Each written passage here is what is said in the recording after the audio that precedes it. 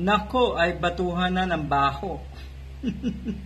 Itong mga DDS vlogger na ito. Ang tingin na lang natin pala kay Harry Roque ay isang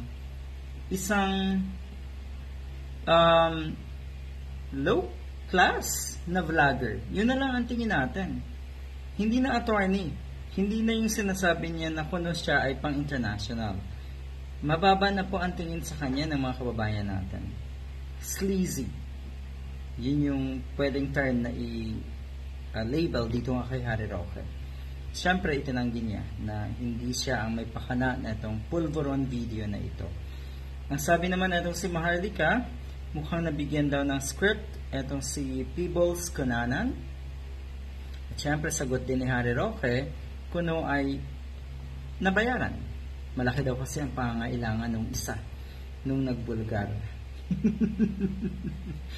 Ngayon, kayo po ata ang may problema dyan dahil mukhang mas kapanipaniwala yung litanya ng isa. Yung pasabog ng isa, ng si Peebles Cunanan na dating DDS vlogger na ngayon ay nilalaglag na itong si Maharlika at si Harry Roque.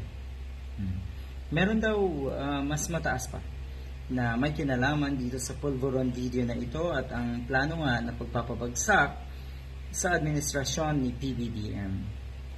Sabi ni Harry Roque, binayaran. At malaki daw kasi ang pangangailangan na itong si Peebles Cunanan dahil breadwinner, marami pa siyang sinabi at kung ano-ano pa. Ang burden ngayon ay sa inyo. Kailangan meron kayong pruweba na may script, na may nagbayad, iharap nyo kung sino yung nagbayad.